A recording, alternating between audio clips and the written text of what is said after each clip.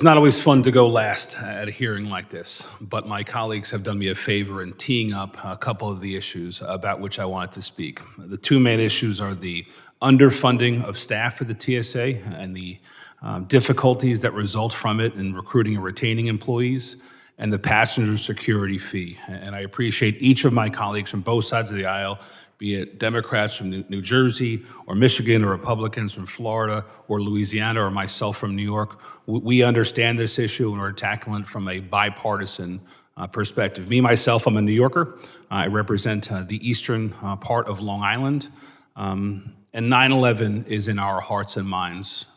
I'd like to say a little more than most of the nation on a given day.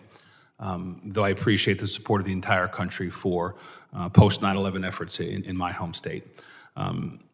And the passenger security fee is also called the 9/11 security fee, which is why it offends me even more when funds get diverted from the passenger security fee for things having nothing to do whatsoever with passenger security. It goes to the general fund and pays down the debt, which is in and of itself a good thing, but we shouldn't use a false name and lure people into paying $11.20 a round trip in the name of passenger security, and certainly in the name of 9/11, when about a third of the funds don't go there. On 9/11, we made a commitment, and we said that we would never forget, and we would never forget to ensure that Americans were safe in their homes, in their workplaces, and on air travel. And we said that we would fight countries, terrorist groups, and make our own air travel more safe. So how do we, 2 decades later, fulfill that promise?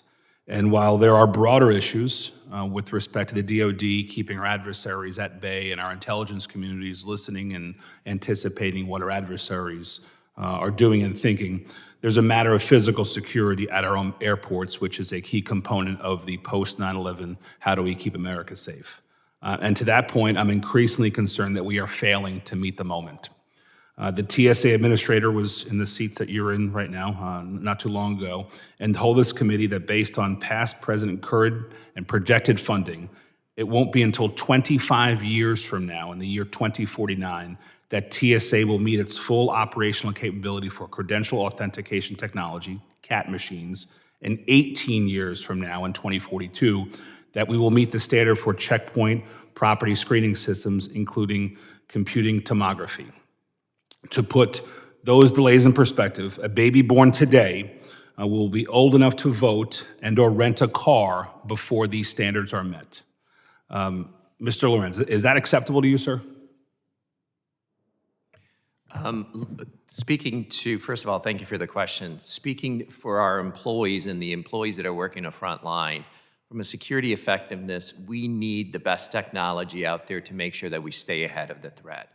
And it's challenging when you have different technologies at a certain airport, not only from a passenger experience, from a security effectiveness piece, but also from a training piece. So your support, continued support from this committee is greatly appreciated. And while those anticipated meeting of those requirements are decades on the horizon, does that problem get exacerbated as technology becomes more prevalent, as technology advances become better? Does that 18 and 25-year delay become worse as technology get better?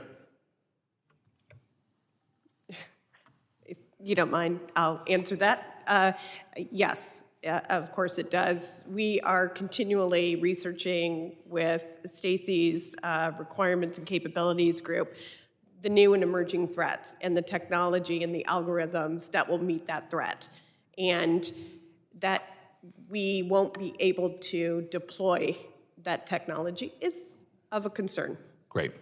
I only have about a half a minute left, and I'd like for each of you, hopefully yes or no, but if you have to go into it shortly, just to answer this question. Is it a good idea for Congress to examine the passenger security fee and rightfully put those funds where we are telling Americans they should go, to bona fide passenger security? Yes or no, should Congress endeavor to amend that mistake and to focus those fees where they're intended? We'll start with Ms. Yes, I believe it's important. Thank you. I agree. Yes, it's important. Absolutely. Thank you, Mr. Chairman. With 4 yeses, I yield back.